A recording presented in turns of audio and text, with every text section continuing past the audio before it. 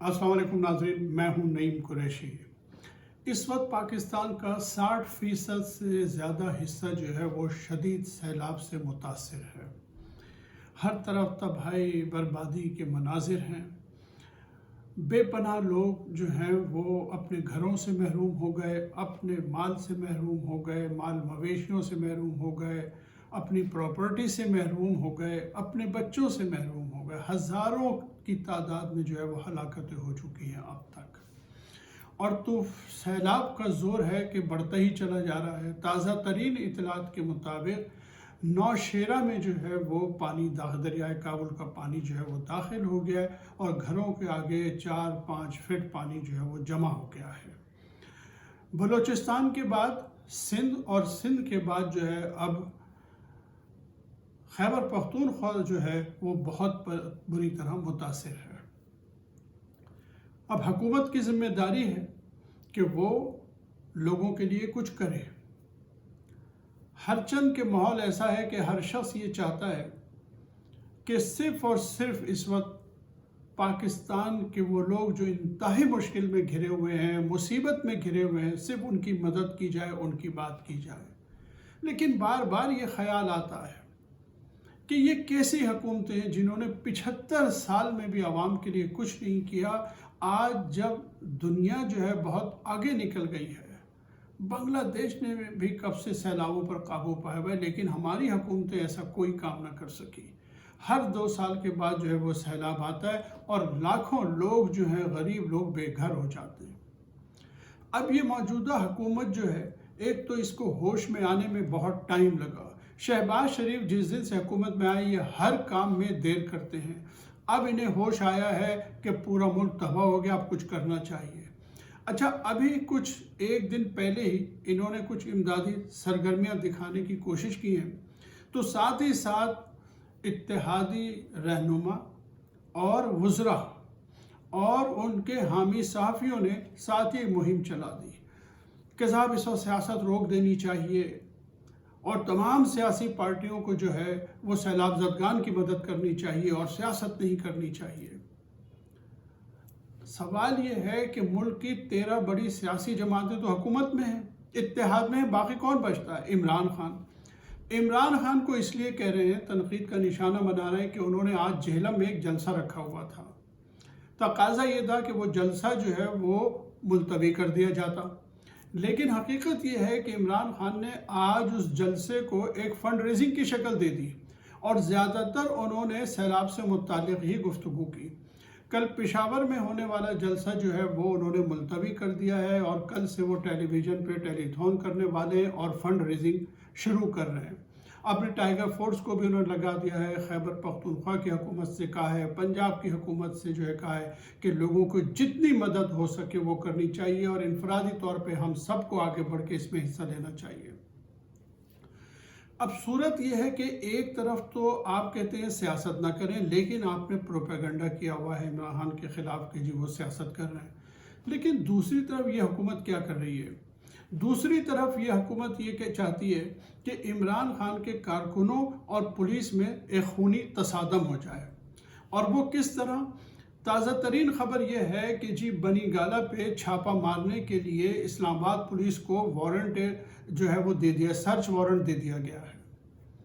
اور اس کی وجہ تسمیہ کیا ہے؟ وجہ یہ ہے کہ آپ کے علم میں ہے کہ شہباز گل جو ہے وہ گرفتار ہے۔ شہباز گل کا معاملہ کیا ہے؟ آپ کو یاد ہوگا، میں نے پچھلی ویڈیو میں بھی عرض کیا تھا کہ اسلام آباد پولیس نے اور وزارت داخلہ نے شہباز گل کا تماشا بنایا ہوا ہے۔ ان پہ غیر انسانی تشدد کیا گیا جیل میں، انہیں ٹارچر کا سامنا ہے، ان پہ تشدد کیا گیا، اور ان کے ساتھ ظلم، ہر طرح کا ظلم جو ہے ان کے ساتھ روا رکھا گیا۔ ان کا جرم کیا تھا؟ صحافتی زبان میں ہم کہتے ہیں کہ بیپر تھا۔ ایک انہوں نے لائیو پروگرام میں بیپر دیا، اپنی رائے دی، اس میں اگر انہوں نے ایک نامناسب جملہ کہہ دیا تو اس پہ وہ گرفتار بھی ہو گئے۔ لیکن اب اس گرفتاری کے بعد اسلام آباد پولیس نے جو تماشا شروع کیا ہوا ہے، یہ 8 اگست کا واقعہ ہے۔ اب پولیس کیا چاہتی ہے؟ شہباز گل نے تو کوئی بیان دیا نہیں عمران خان کے خلاف، یہ چاہتے تھے کہ شہباز گل جو ہے عمران خان کو ذمہ دار قرار دے دے یا عمران خان کے خلاف کوئی بیان دے دے، لیکن اس میں ناکامی کے بعد انہیں وہاں لے گئے، پنجاب ہاؤس لے گئے، ان کے جس کمرے میں وہ رہائش پذیر تھے، وہاں سے سیل فون برآمد کر لیے، وہاں سے ایک سیٹلائٹ فون برآمد کر لیا۔ اب پولیس کا کہنا یہ ہے کہ چونکہ شہباز گل نے بنی گالہ سے ایک پی ٹی سی ایل پہ ایک لینڈ لائن پہ گفتگو کی تھی چینل سے، تو ہمیں وہ لینڈ لائن کی انکوائری کرنی ہے، لہٰذا ہمیں چھاپے کا جو ہے وہ سرچ وارنٹ دیا جائے بنی گالہ میں۔ میں سمجھتا ہوں کہ ان حالات میں اگر آپ نے ایسی کوئی حماقت کی، آپ نے ایسی کوئی کوشش کی، تو نتیجہ یہ ہوگا کہ پورے پاکستان سے پی ٹی آئی کے کارکن جو ہیں بنی گالہ پہ جمع ہو جائیں گے اور آپ کو اس بات کی اجازت نہیں دیں گے، اور اس قسم کے ماحول میں یہ کام ہونا بھی نہیں چاہیے۔ اگر آپ کہتے ہیں کہ سیاست نہ کریں تو اس حکومت کو اور وزارت داخلہ کو چاہیے کہ ایسی کوئی حماقت نہ کرے۔ دوسری طرف ظاہر ہے کہ کوئی کام نہیں رک رہا۔ اسلام آباد ہائی کورٹ میں توہین عدالت کا جو کیس ہے، جس کی سماعت 31 اگست کو ہوگی اور جس میں عمران خان کو ذاتی طور پہ جو ہے وہ بلایا گیا ہے، اس میں ایک لارجر بینچ تشکیل دے دیا گیا ہے۔ یہ 5 ارکان کا لارجر بینچ ہوگا اور اس کی سربراہی جو ہے وہ چیف جسٹس اسلام آباد ہائی کورٹ اطہر من اللہ کریں گے۔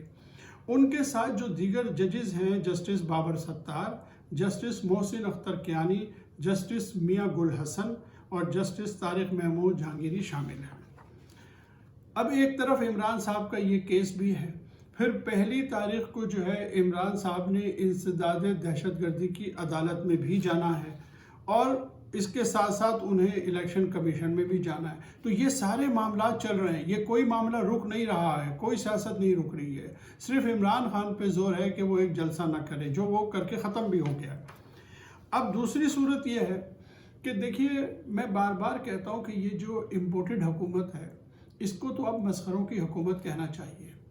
اس وقت شہباز شریف کی حکومت کی پوزیشن یہ ہے کہ اخلاقی اعتبار سے اس حکومت کا فوری طور پہ ختم ہونا بہت ضروری ہے۔ اس حکومت پہ کوئی شخص اعتماد کرنے کو تیار نہیں ہے۔ اس سے بڑی مثال اور کیا ہوگی کہ نون لیگ کے قائد میاں نواز شریف نے برملا وزیر خزانہ مفتی اسماعیل اور وزیر اعظم شہباز شریف پہ عدم اعتماد کا اظہار کر دیا۔ جنگ گروپ کے سہیل ولائٹ صاحب لندن گئے، وہاں انہوں نے گفتگو کی میاں نواز شریف سے، اور کل انہوں نے شاہ زیب خانزادہ کے پروگرام میں یہ فرمایا کہ میاں نواز شریف مفتی اسماعیل سے بہت ناراض ہیں اور وہ ان کی معاشی پالیسیوں سے بالکل بھی اتفاق نہیں کرتے، اور ان کی خواہش ہے کہ کسی طرح اسحاق ڈار جو ہے وہ پاکستان پہنچے اور وزارت خزانہ سنبھالیں۔ یہ بات بالکل سادہ لفظوں میں سہیل ولائٹ صاحب نے ایک دفعہ نہیں کئی مرتبہ دہرائی۔ ساتھ ساتھ انہوں نے یہ بات بھی کئی مرتبہ کہی کہ میاں نواز شریف نے مجھ سے کہا کہ آپ پاکستان جائیں، شہباز شریف سے ملیں اور انہیں بتائیں کہ وہ اپنا بیانیہ عوام میں لے کر جائیں، انہیں بتائیں کہ مہنگائی کیوں بڑھ رہی ہے۔ لیکن ظاہر ہے کہ شہباز شریف تو عوام میں کہیں جانے کے قابل نہیں ہے، ان کا کوئی وزیر کہیں جانے کے قابل نہیں ہے، عوام میں کسی طرح کی بھی ان کی پوزیشن نہیں ہے۔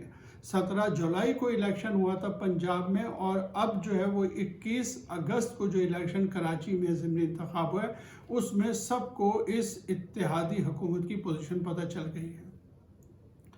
اس سے بڑھ کے یہ ہے کہ میاں نواز شریف کے ساتھ ساتھ موجودہ حکومت کے وزراء بھی اپنی حکومت پہ عدم اعتماد کر رہے ہیں۔ میاں جاوید لطیف جو کہ اس وقت وزیر ہیں، انہوں نے پریس کانفرنس میں کہا کہ مفتی اسماعیل ملک کو نہیں چلا سکتا۔ پھر حنیف عباسی نے راولپنڈی میں پریس کانفرنس کی، انہوں نے بے انتہا تنقید کی مفتی اسماعیل پہ اور بجلی کا ایک بل دکھایا، اس میں یونٹ بتائے، اس میں ٹیکس بتایا، اور یہ کہا کہ آپ نے عوام کو پیس کے رکھ دیا ہے، اور نے کہا کہ اگر آپ بجلی کے بل کم نہیں کریں گے تو ہم عوام کے ساتھ احتجاج میں شریک ہو جائیں گے۔ یہی چیز فیصل آباد میں عابد شیر علی اور طلحہ چودھری نے جو کیے، وہاں بھی ایک پریس کانفرنس کی، انہوں نے بھی مفتی اسماعیل پہ کڑی تنقید کی اور وزیر اعظم کا کچھ تھوڑا سا لحاظ کرتے ہوئے ان سے اپیلیں کرتے رہے کہ آپ ایسی معاشی پالیسیاں اپنائیں کہ جس کی بنا میں عوام میں جا سکیں۔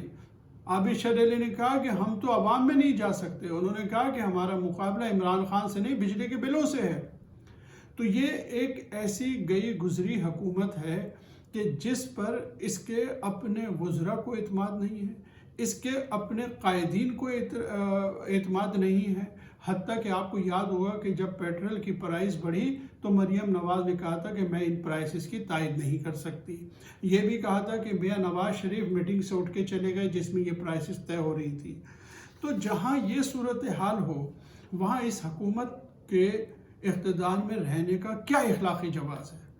دوسری طرف آج جنگ اخبار میں یہ خبر شائع ہوئی فرنٹ پیج پہ کہ مہنگائی جو ہے پاکستان کی 50 سالہ تاریخ کی سب سے زیادہ مہنگائی اس وقت ہے، جو کہ 45% پر پہنچ گئی ہے، جو عمران خان کے دور میں 11% تھی، جس پر یہ سب شور مچاتے تھے۔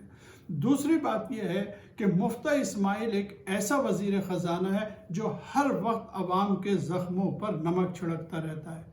آج جنگ اخبار کے فرنٹ پیج پہ یہ خبر ہے کہ جناب اگر ریونیو پورا نہ ہوا تو پیٹرول مصنوعات کے اوپر ہم جی ایس ٹی لگا دیں گے۔